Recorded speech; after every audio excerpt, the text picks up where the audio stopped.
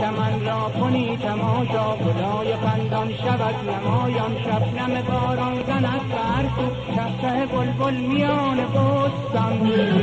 ای که نشستی در دل صحرا، بی خبری از عالم و دنیا، بیا و بنگر نغمه بلبل، شکفته شد این سخن به گلها. به کی سوزی با غم و تنهایی، نبود در عالم یار وفاداری. بیا به بستان ببین گلستان، شکوفه خندان را، حکایتی کن از این شبستان، بهار مستان را.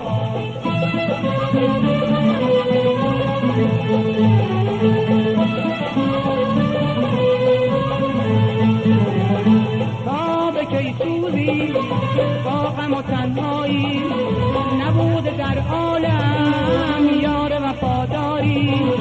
بیا به بستان ببین گلستان، شکوفه خندان را، حکایتی کن از این شبستان، بهار مستان را.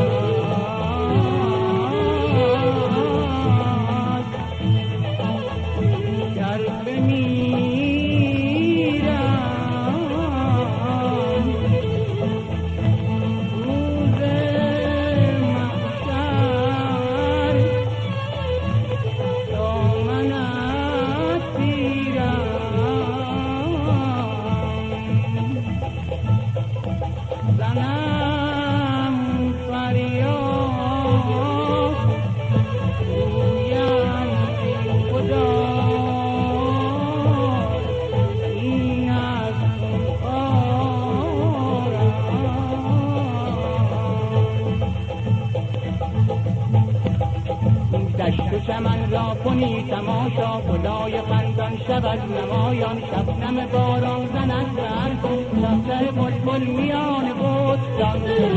ای که نشستی در دل صحرا، بی خبری از عالم و دنیا، بیا و بنگر نغمه بلبل، شکفته شد این سخن به گلها. تا به کی سوزی با غم و تنهایی، نبود در عالم یار وفاداری. بیا به بستان ببین گلستان، شکوفه خندان را، حکایتی کن از این شبستان، بهار مستان را.